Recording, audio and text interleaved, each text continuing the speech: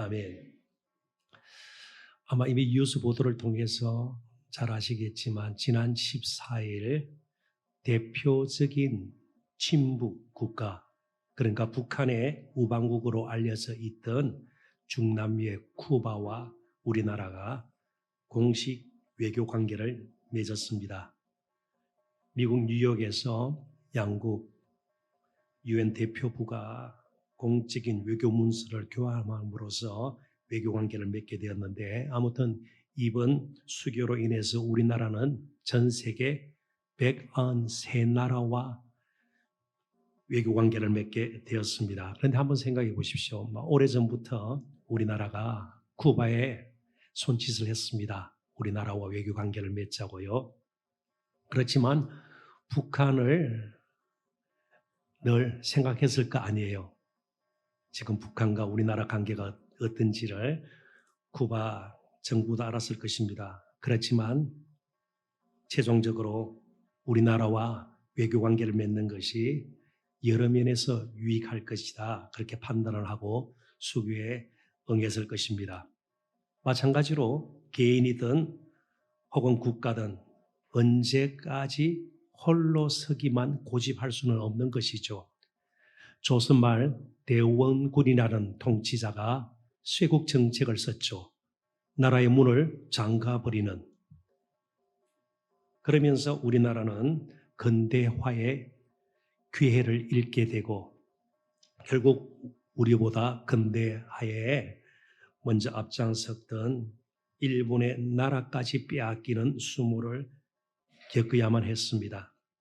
이스라엘과 이스라엘 백성들의 가장 잘 살 길은 먼저 하나님과 바른 관계를 맺는 것입니다. 다른 나라와 우호 관계를 맺고 혹은 스스로 자강이라 그러죠. 강한 군사력과 경제력을 가지고 나라가 든든히 세워지는 것이 아니라 하나님께 나아가서 하나님과 바른 관계를 맺는 것이 이스라엘이 진정으로 살 길이었습니다.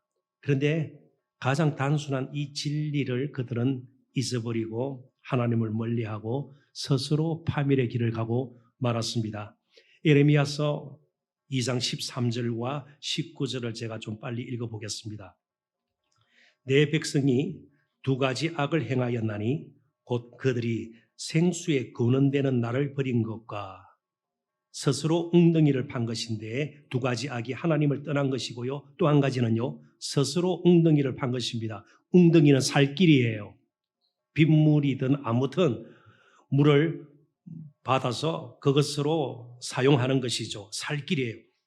그러나 그것은 그 물을 가두지 못할 터진 웅덩이들이니라. 계속 빠져나간다는 것이에요. 내 악이 너를 징계하겠고, 이 두 가지 악이 너를 징계하겠고, 내 반역이 하나님을 떠나서 하나님을 버린 것, 하나님을 멀리한 것, 이것이 너를 책망할 것이라. 그런즉 내 하나님 여호와를 버림과 내 속에 나를 경외함이 없는 것이 악이요 고통인 줄 알라. 주 만군의 여호와의 말씀이니라. 두 가지 악이 하나님을 떠난 것과 스스로 웅덩이를 판 것입니다. 그런데 이 악이 너를 책망할 것이다. 다른 사람이 아니에요. 환경이 아니에요. 하나님을 떠나서 스스로 웅덩이를 파고 사는 것이 악과 고통이라는 거예요. 스스로 하나님을 떠나서 웅덩이를 파고 사는 것 자체가, 이 말은 하나님을 믿지 않고 의지하지 않고 하나님의 도우심을 거부하고 사는 것 자체가 악과 고통이라는 겁니다. 남는 것이 뭐예요? 악과 고통이에요. 누가 가져다 준 것이 아니에요. 하나님을 떠난 순간 인간에게는 가시와 엉겅퀴가 찾아왔습니다. 고통이죠. 악이죠. 눈물이죠. 아픔이죠. 소외됨이죠. 그러니까 하나님을 떠나는 순간 악과 고통은 우리의 현실이 되어버리는 것입니다. 속지 말아야 돼요. 하나님을 떠나는 것이 얼마나 무서운가, 무거운가를 먼저 인정해야 우리가 믿음의 연속성을 가질 수 있게 되는 것입니다. 지금 세상의 모습을 보십시오. 조금 살만하다 했는데 사실은 그렇지가 않습니다. 하나님을 거역하고 스스로 웅덩이를 파는 이 세상은요, 그 무엇으로도 좋아질 리가 없습니다. 악과 고통은 계속 뒤따르게 될 것입니다. 오직 하나님만이 우리의 소망입니다. 그래서 아삽은 이렇게 노래하지 않았어요? 하나님께 가까이 감이 내게 복이라. 하나님과 가까워지면 질수록 우리가 행복을 누릴 수 있다는 것입니다. 이제 이 선지자 예레미야가 오늘 우리에게 하나님께 주신 말씀을 전하고 있는데, 당시 좀 상황을 먼저 그 배경을 이해하는 것이 본문을 좀 더 우리가 이해하는 데 도움이 될 것입니다. 선지자 예레미야는 이스라엘의 마지막 개혁, 여기는 영적인 개혁, 이스라엘의 영적인 회복을 시도했던 요시야라는 왕이 통치하던 시기, 그때가 주전 626년경입니다. 남쪽 유다가 주전 586년에 망했으니까 망하기 전 한 세대 전이에요. 그때 사역을 시작을 했습니다. 그러니까 나라는 점점 기울어져 가고 있었습니다. 멸망을 향해서 치닫고 있었습니다. 그때 예레미야가 외친 말씀의 핵심은 바로 이것입니다. 여호와만이 우리의 진정한 소망이시다. 그에게로 돌아가자. 그에게로 돌아가는 것이 우리의 살 길이다. 이스라엘 백성들이 하나님께로 돌아가기만 하면 하나님께서 그들에게 새로운 삶을 이제 주실 것이다. 그래서 예레미야 선지자 아니에요. 예레미야 선지자 이름 뜻이 바로 예레미야 선지자가 외친 것에 대한 하나님의 선물이기도 해요. 예레미야, 이 히브리 뜻은 여호와께서 세우신다. 여호와께서 높이신다. 아무리 스스로 서려고 하고 웅덩이를 파고 큰 성을 짓고 그렇게 해도 안전보장이 되는 것이 아니고, 스스로 높아지려고 온갖 수단 방법을 가리지 않고 애쓴다 할지라도 하나님께서 높여주시고 하나님께서 세워주셔야 된다는 것이죠. 그러니까 여호와께로 돌아가는 것이 살 길이다. 계속해서 예레미야는 이렇게 외칠 수가 있었습니다. 그렇지만 이처럼 예레미야와 같은 참 선지자가 있는 반면에 이스라엘이 멸망할 당시에는 거짓 선지자들도 너무 많았던 거예요. 오히려 그들이 힘을 얻었던 거예요. 백성들의 마음은, 백성들의 귀는 오히려 거짓 선지자들의 말에 더 가 있었던 겁니다. 그리고 거짓 선지자들이 외쳤던 것은 평안입니다. 하나님이 우리를 지키시니까 우리는 평안하다. 아무 일도 일어나지 않는다. 요즘 말로 잘 먹고 잘 살 수 있다. 우리는 하나님의 백성이니까. 그 말이 듣기 좋아요. 그런데 예레미야는요, 만약 하나님께 돌이키지 아니고 끝까지 우리가 불신앙과 불순종 가운데 산다면 우리의 나라 유다는 멸망할 것이고 왕 시드기야는 바벨론의 포로로 잡혀갈 것이다. 어느 말이 좋아요? 평안이 훨씬 좋지 않아요? 그런데 나라가 망할 것이고 왕도 잡혀갈 것이다. 듣기 불편하잖아요? 백성들이 누구의 말을 들었겠어요? 예레미야 말을 듣지 않죠? 그래서 결국 예레미야 선지자는 시대뜰에, 일종의 감옥이라 볼 수 있는데 감옥에 갇히게 됩니다. 그곳에서 그가 할 수 있었던 것 한 가지밖에 없었습니다. 뭘까요? 기도예요. 기도. 그래서 오늘 본문에 앞서 16절부터 25절까지는 예레미야의 기도 내용입니다. 그리고 기도를 이렇게 시작을 해요. 기도의 첫 부분인데 안타까운 그의 마음을 쏟아내는 기도예요. 예레미야서 32장 17절입니다. 제가 읽어볼게요. 슬프도소이다. 주 여호와여, 주께서 큰 능력과 표심팔로 천지를 지으셨사오니 주에게는 할 수 없는 일이 없으시니이다. 하나님께서 살아계시고 하나님께서 능하신 분이신데 이스라엘의 운명이 이럴 수밖에 없습니까? 하나님 크신 하나님 아니세요? 모든 것을 능히 하실 수 있는 하나님이 아니세요? 그래서 오늘 본문은 잠시 후에 살펴보겠습니다만은 이러한 예레미야의 기도에 대한 응답이다. 기도 응답이다 말이죠. 하나님께서는 이스라엘 백성들에게 바벨론에 대항할 만한 많은 군대를 보내주신 것이 아니고 오히려 확신의 응답을 주셨습니다. 그러니까 제가 방금 읽은 17절은 이렇게 풀이를 하게 되겠죠. 그렇다. 나는 내가 고백한 대로 모든 것을 언제든지 할 수 있는 그런 하나님이다. 그렇다면 가장 좋은 기도의 응답이 최소한 저희들이 인용한 이 말씀을 통해서 볼 때는 무엇이라 생각이 돼요? 하나님을 계속 확신하는 것, 이것보다 더 나은 기도 응답이 없어요. 환경은 늘 바뀔 거예요. 그죠? 우리의 겪고 있는 문제도 지금의 문제와 10년 전의 문제가 다를 거예요. 앞으로 또 어떤 일이 닥칠지도 몰라요. 그런 가운데서 하나님을 계속해서 확신하는 것, 기도하죠. 기도하면서 계속해서 하나님을 확신하는 것, 하나님 그런 분이시고 하나님 지금까지도 나를 그렇게 사랑하셔서 인도해 주셨고 앞으로도 나의 소망이 되신다. 이런 확신이 계속 우리 마음에 머물러 있다는 것 자체가 복이에요. 그래서 믿음으로 사는 것 자체가 복입니다. 자, 이런 생각을 좀 마음에 품고 담고 이제 본문 27절을 보겠습니다. 자, 본문 제가 읽어봅니다. 나는 여호와여 모든 육체의 하나님이라 내게 할 수 없는 일이 있겠느냐. 하나님은 자신을 여호와라. 여호와는 굳이 풀이를 하자면 스스로 있는 자예요. 성경에 여호와라는 말이 많이 나오죠. 그런데 여호와라는 이 하나님의 칭호는요, 항상 하나님의 언약과 약속과 연결되어 있습니다. 하나님의 언약, 약속과 연결되어 있는 하나님의 이름이 크게 세 가지예요. 세 가지인데 첫 번째가 하나님은 모든 것을 능히 약속하실 수 있는 분. 우리는 지키지 못할 약속을 아예 하지도 않습니다. 그리고 실제로 약속하고도 지키지 못하는 경우들이 있어요. 그때 하나님은요, 자신을 전능하신 하나님, 엘샤다이, 아브라함에게 나타나셔서 하나님께서 자기를 소개할 때 처음 사용했던 하나님의 칭호가 전능하신 하나님. 나는 아브라함 너와 약속을 능히 세울 수 있는 능하신 하나님이다. 엘샤다이 하나님이에요. 여호와 하나님은요, 약속하신 것을 어떤 일이 있어도 기어코 이루실 하나님.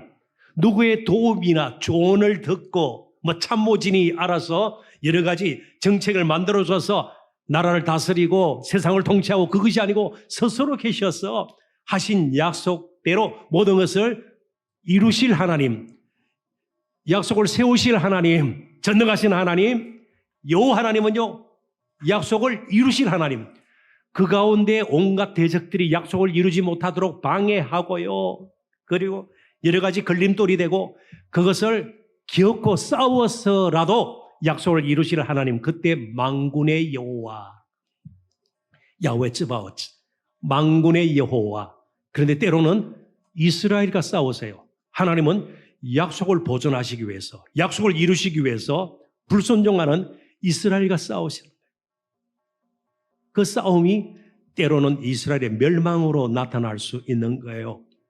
때로는 여러 가지 모양으로 그들에게 재앙을 내리시기도 하는 것입니다. 하나님은 여호와 하나님이십니다. 약속대로 능히 온전히 이루실 하나님이세요. 그리고 모든 육체의 하나님이시라 오늘 본문은 우리에게 그렇게 가르쳐 줍니다. 이 말은요, 인간을 지으셨고 인간의 마음속에서 있는 것부터 말하는 것, 행하는 것, 가는 길까지 계획하는 것, 모든 것을 주관하시는 그런 분이시다는 거예요. 심지어 죽고 사는 것까지 다스리는 분이다, 그런 뜻이에요. 내게 할 수 없는 일이 있겠느냐, 이 말을 히브리 원문대로 직역을 하면 나를 떠나서 특별하다고 할 만한 일이 있겠는가? 이스라엘 백성들이 하나님의 약속을 받았지만 믿음으로 살지 아니하면 믿지 않는 이방 사람들과 별 다를 게 없다는 거예요. 자, 그렇다면 저와 여러분이 언제 특별해요? 특별한 직업을 가질 때예요? 오래 믿었기 때문이에요? 중직을 맡았기 때문이에요? 아니에요. 조그마한 것이다. 하나님의 약속을 붙들고 하나님은 능히 이루실 하나님이시다. 모든 것을 정말 능히 이루실, 육체를 지으신 하나님, 나를 지으셨기에 나의 생각까지도 다 감찰하시고 내 마음속에 품은 여러 가지 고통과 아픔까지도 다 헤아리셔서 능히 나를 이끄실 수 있는 하나님, 그런 하나님의 분명한 지식, 그것이 있을 때에 우리는 특별해지는 거예요. 하나님께서 특별하게 하셨기 때문에 저와 여러분 특별해요. 그래서 가진 것이 많지 않다 할지라도, 많은 것을 배우지 못했다 할지라도, 사회적으로 신분이 변변찮지 않다 할지라도, 사람들은 깔볼지 몰라도, 초라하게 이길지 몰라도, 그래도 하나님이 나와 함께 하시고 그 하나님을 내가 믿고 하나님과 동행한다면 우리는 특별한 인생이 되는 것입니다. 그러니까 내게 할 수 없는 일이 있겠느냐? 나를 떠나서 특별하다고 할 만한 일이 있겠는가? 사람이 하는 일은 뻔합니다. 우리가 요즘 뉴스를 통해서도 많이 보지 않아요? 많이 배웠다고 늘 바른 길을 가나요? 그렇지 않아요. 인기가 있다고 늘 그 인기 위에서 사람들이 사나요? 한순간에 떨어지죠. 그렇습니다. 요즘도 아주 인기 있는 축구 선수들, 그죠? 문제가 생겨가지고 연일 뉴스 보도에 우리가 접하면서 인생이 다 그런 거예요. 하나님이 특별하다고 하셔야 우리가 특별해지는 거예요. 예레미야 선지자 이름처럼 하나님께서 세워주시고 하나님께서 높여주셔야 우리가 든든히 서나갈 수 있는 것이고요. 우리의 집도 우리의 교회도 든든히 세워지게 되는 것이고 하나님이 높이 들어 쓰시게 되는 것입니다.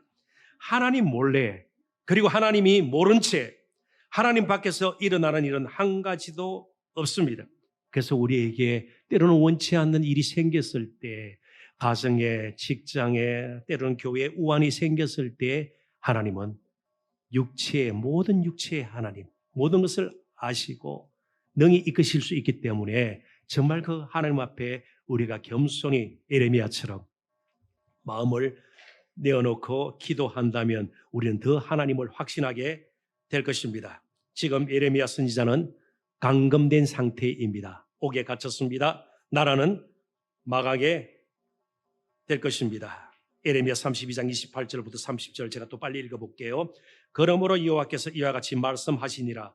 보라, 내가 이 성을 갈대아인 바벨론 사람들입니다. 송과 바벨론은 같은 말이죠. 느부갓네살 왕의 손에 넘길 것인즉 그가 차지할 것이라. 이 성을 치는 갈대아인이 와서 이 성읍에 불을 놓아 성과 집 곧 그 지붕에서 바알에게 분향하며 다른 신들에게 전제를 드려 나를 경노하게 한 집들을 살으리니 이는 이스라엘 자손과 유다 자손이 예로부터 내 눈앞에 악을 행하였을 뿐이라. 이스라엘 자손은 그의 손으로 만든 것을 가지고 나를 경노하게 한 것뿐이니라. 여호와의 말씀이니라. 자, 개인적으로도 예레미야 선지자는 지금 굉장히 마음이 무거운 상태에 있습니다. 옥에 갇혔습니다. 그러니까 자신의 개인의 앞날에 대해서도 자신의 운명에 대해서도 어떻게 될지 몰라요. 그런 상황 가운데 나라는 이제 멸망할 것이다. 하나님 말씀을 주시는 것이에요. 자, 그렇다니까 그럼 아무 소망이 없는 겁니다. 지금 절망적인 상황이죠. 그러면 하나님께서 최소한 예레미야를 위로하는 말씀 정도는 주셔야 되는데 한 가지를 명령하시는데 너무나도 엉뚱한 명령입니다. 땅을 사라는 거예요. 저는 부동산 전문가는 아닙니다만은 점점 땅값이 떨어지고 부동산 가격이 점점 떨어지는 곳 그리고 사람들이 떠나는 곳 거기에 투자를 하나요? 예레미야 32장 8절입니다. 여호와의 말씀과 같이 나의 숙부의 아들 하나멜이 시대 뜰 안에 나에게 와서 감옥에 갇혀 있는 자신에게 찾아와서 이르되 청하노니 너는 베냐민 아나돗에 있는 나의 밭을 사라. 기업의 상속권이 내게 있고 기업을 무르고 이것은 좀 또 중요한 주제이기 때문에 다음 기회가 있으면 다루도록 하고요. 물을 권리가 내게 있으니 너를 위하여 사라 하는지라.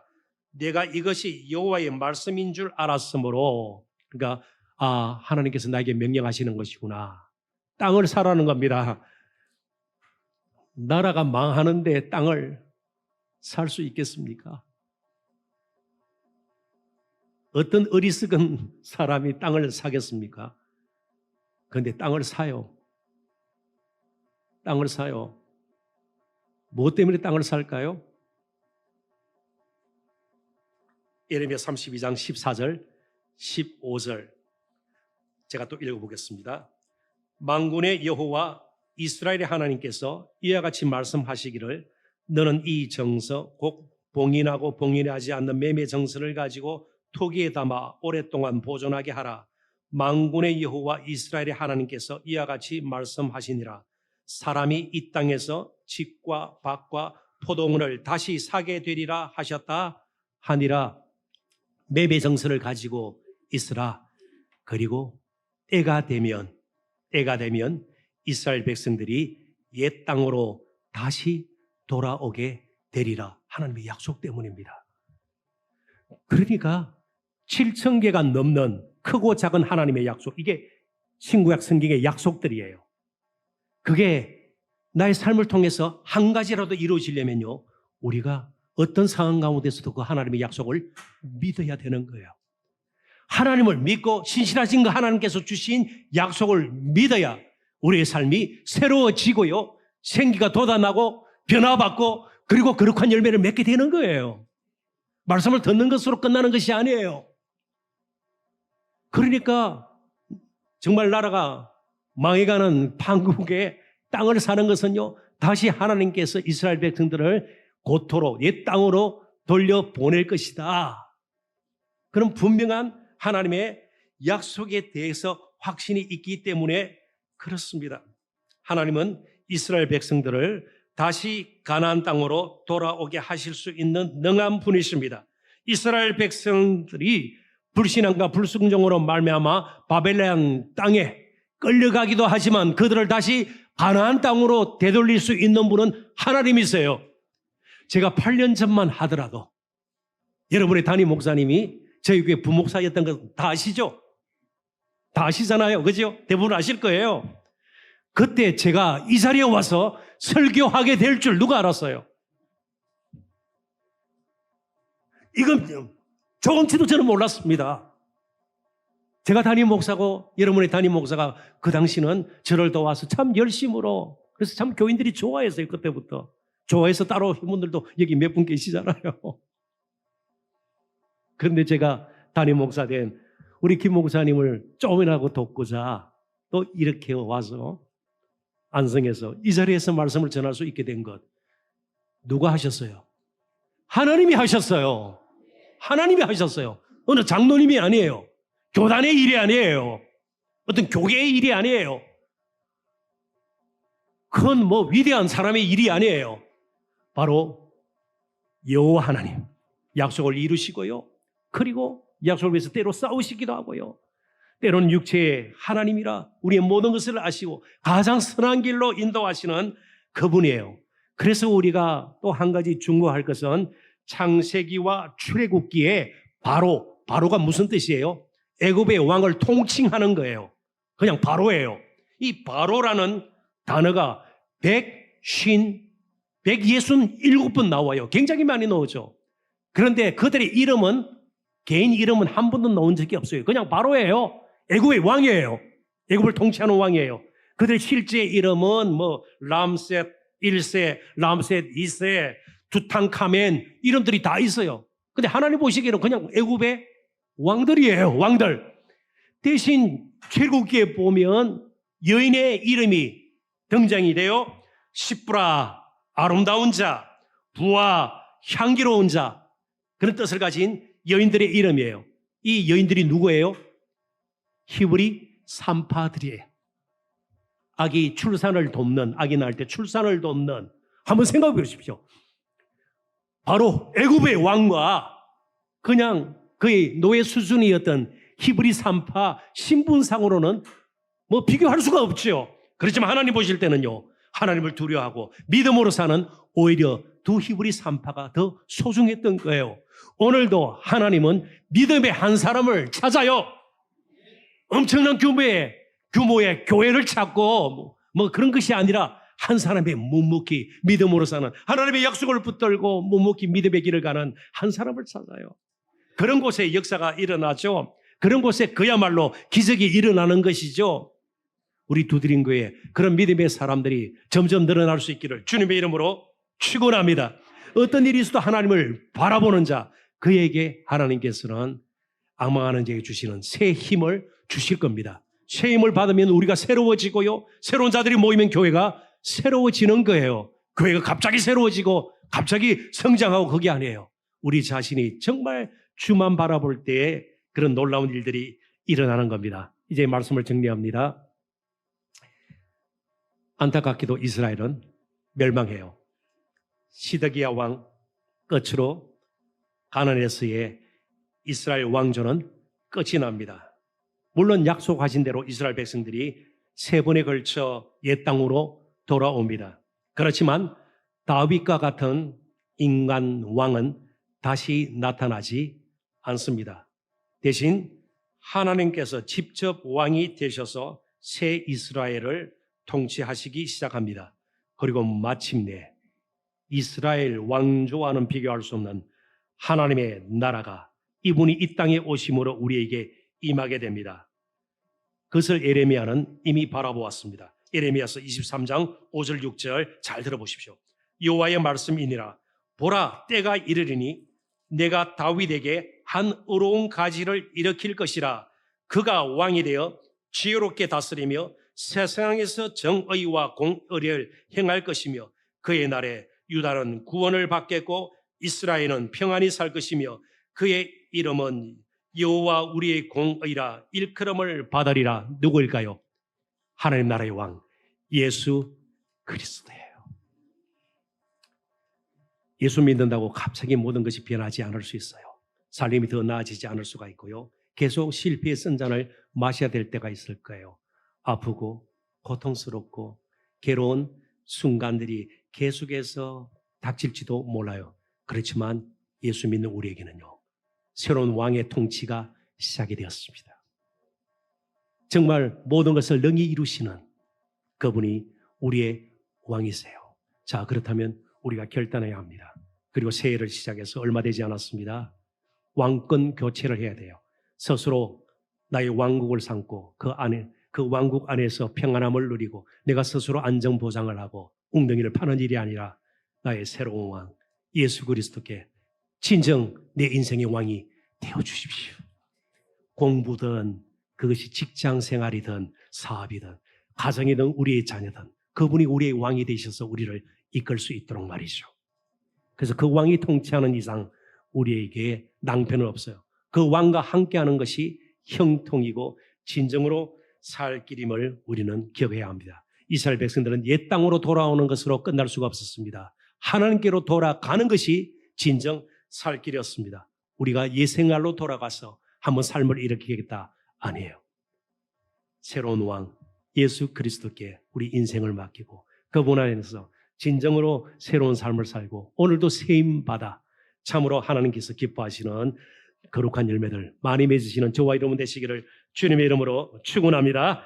기도하겠습니다. 하나님 아버지 은혜와 사랑을 진심으로 감사합니다. 우리의 왕이신 예수 그리스도로 말미암아 비록 저희들의 삶이 지금은 다소 암울하고 또 괴롭고 아프고 힘들다 할지라도 능히 그 약속대로 이루실 우리 예수님 따라 그 약속 붙들고 나아가기를 원합니다. 믿음으로 승리하는 우리 모두 될 수 있도록 다시 한번 권고하여 주시기를 간절히 바라옵고 감사하며 예수님 이름으로 기도합나이다. 아멘.